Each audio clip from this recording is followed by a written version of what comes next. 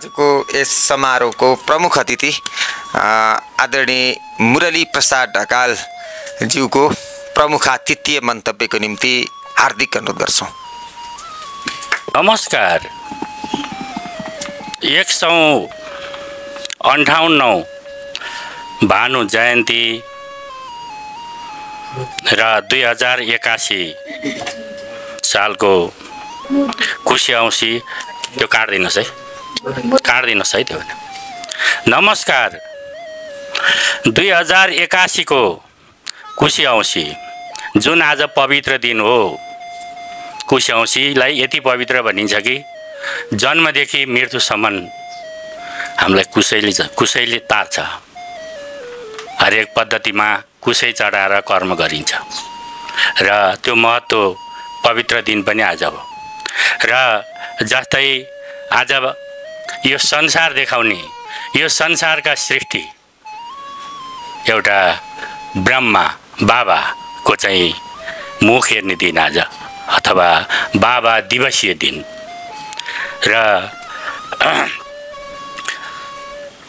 258 मोती जयन्तीको कार्यक्रमका सभापतिज्यू र अन्य विशिष्ट अतिथिज्यूहरूमा सादर नमन गर्दै मेरो आफ्नो मोती विशेष कार्यक्रम प्रस्तुत गर्दछु। नेपाली साहित्य बोमयका चम्किला नक्षत्र बहुमुखी प्रतिभाका धनी मोतीराम भट्ट नेपाली साहित्यका निम्ति अद्वितीय व्यक्तित्व हुन्। विक्रम सम्मत 1923 भाद्र 25 गते कुशे औँसीका दिन काठमाडौँको भोसीका टोलमा पिता दयाराम भट्ट र माता रिपु मर्दनी देवी भट्टका सुपुत्रका रूपमा मोतीराम भट्टको जन्म भएको हो।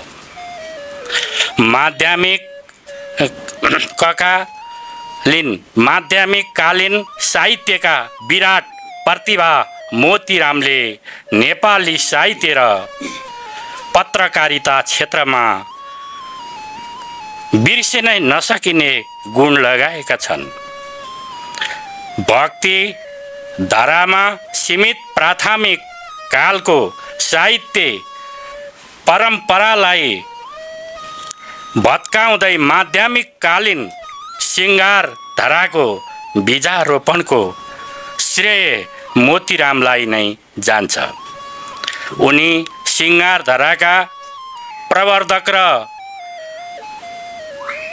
प्रवर्धक दुवै हुन्। त्यसैले सिङ्गो माध्यमिक काललाई मोती युग वा सिंगार युग भन्ने चलन पनि छ। मोतीराम भट्टको जन्म काठमाडौँमा भए पनि यिनका वंशज भने गुमाउ गढबाट बसाइँ सरेर काठमाडौँ आएका रहेछन्। पण्डित दयाराम भट्ट र रिपुर मर्दनी देवीका प्रथम सन्तान जन्मनासाथ दिवंगत भएका थिए। त्यसैले माइला सुपुत्रका रूपमा मोतीरामको जन्म भएको थियो। मोतीरामलाई दीर्घजीवी राख्ने हेतुले उनका माता पिताले नाकको दाहिने पोरा छेडिदिएका थिए। तर त्यही कारणले साथीहरूले केटी भनेर जिस्क्याउँथे अनि लजालु स्वभावका थिए। मोतीराम भट्टको 5 वर्षको उमेरमा अक्षरारम्भ भएको थियो। उनी 6 वर्षको उमेरमा काशी पुगेका थिए। उनको शिक्षाको प्रारम्भिक जग काशी बन्यो। उनी त्यहाँको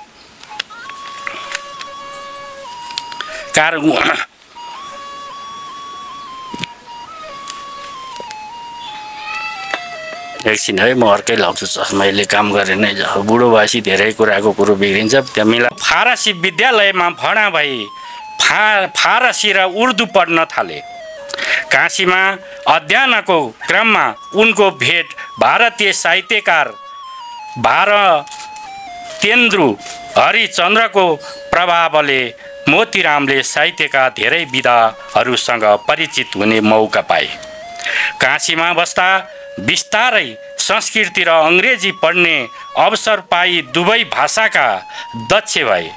8 वर्षको उमेरमा यिनको व्रतबन्ध गरियो। साथै मोतीरामले बनारसमा नै गजल गाउन र प्रसिद्ध सितार वादक पन्नालालबाट सितारा बजाउन सिके। 1937 सालमा आमा र बहिनीसहित मोतीराम नेपाल फर्किए। 15 वर्षको उमेरमा उनको विवाह भयो। त्यसपछि नेपालमै बसेर संस्कृति र अङ्ग्रेजी पढ्न थाले। मोतीरामले IAS सम्मको अध्ययन गरेका थिए। बालकृष्ण समका अनुसार मोतीराम भट्ट देशका प्रत्येक क्षेत्रमा राष्ट्रियता चाहन्थे र त्यसैबाट राष्ट्रको उन्नति हुन्छ भन्ने विचार राख्दथे। स्वदेशी बोल्नु तथा स्वदेशी हेर्नुपर्छ भन्ने सपना देख्दथे। उनी सबैसँग मिलनसार थिए। मोतीराम भट्ट नेपाली साहित्यमा भानुभक्त आचार्यपछि आउने सशक्त व्यक्ति हुन्। भानुभक्तलाई चिनाउने काम पनि मोतीरामबाटै भएको हो। भट्टले एकपटक बिहेमा जन्ती जाँदा जुवारी खेलेको श्लोक सबैले धेरै मन पराए। त्यो श्लोक भानुभक्तले रचना गरेका हुन्। थाहा पाएपछि भानुभक्तको बारेमा खोजी गर्न लागे। नेपाली भाषामा रामायण श्लोकहरू भनेको सुन्दा मोतीरामलाई नेपाली भाषा र साहित्यको प्रवर्धन गर्नुपर्छ भन्ने लाग्यो। त्यसै क्रममा उनले भानुभक्तको बालकाण्ड फेला पारे छपाइदिए। मोतीरामको ज्ञान आर्जन र औपचारिक शिक्षा भारत भए पनि आफ्नो देशको भाषा संस्कृति र साहित्यको श्रीवृद्धिमा सदा सर्वथा लागिरहे। नेपाली पत्रकारिताको सुरुवात कर्ता पनि मोतीरामै हुन्। नेपाली भाषाको पहिलो पत्रिका गोर्खा भारत जीवन प्रकाशनका साथै सम्पादन गर्ने कार्य मोतीरामबाटै भएको हो। उनले मोतीराम पुस्तकालय पशुपति छापाखान खोल्ने काम पनि गरे।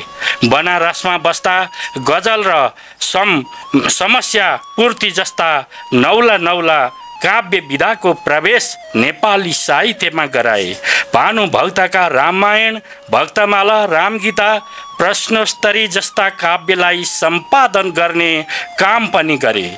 नेपाली साहित्यमा प्रथम जीवनी लेखक पनि मोतीराम हुन्।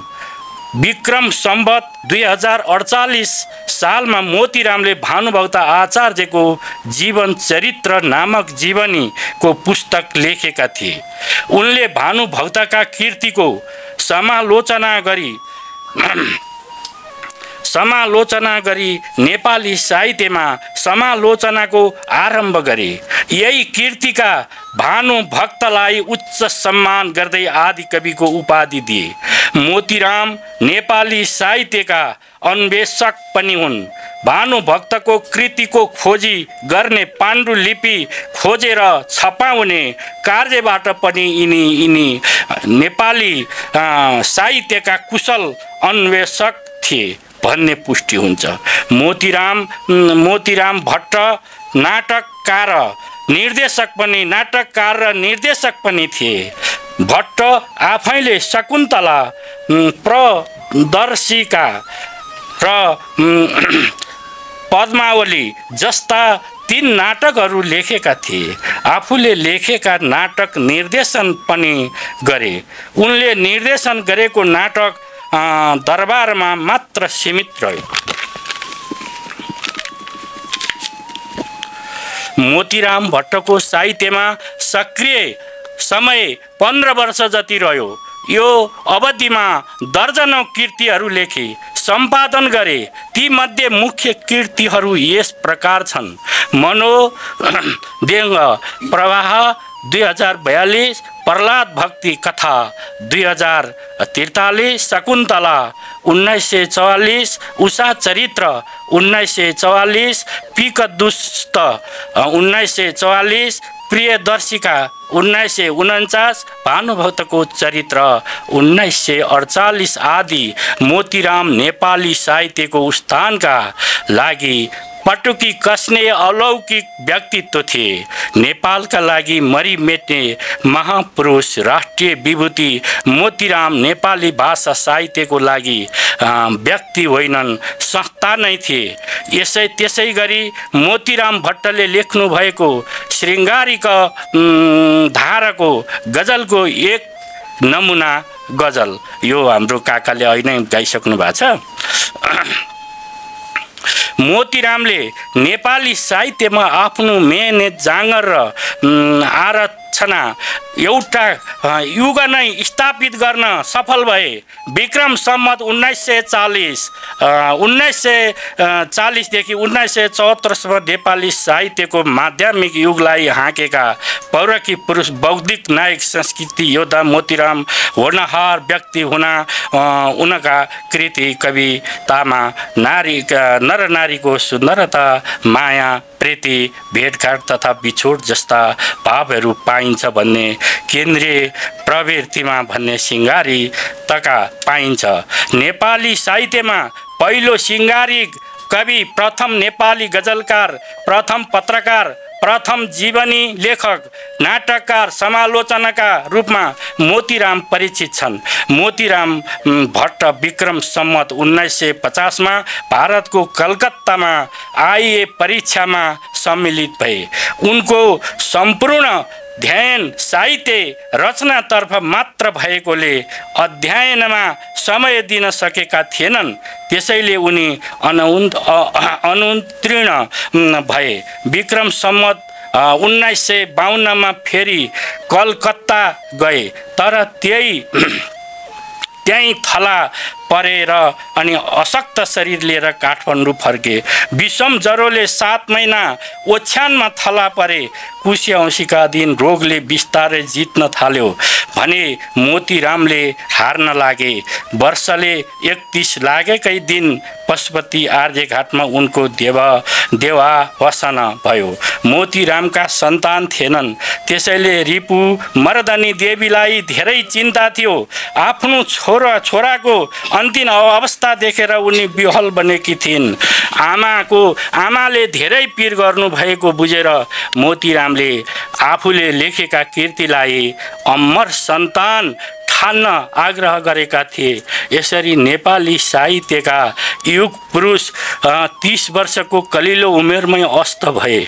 नेपाली साहित्यलाई समृद्ध र धनी बनाए। मोतीरामले दिएको योगदानको सम्पूर्ण रूपमा कदर हुन नसके पनि केही कार्य भने अवश्य भएको छ।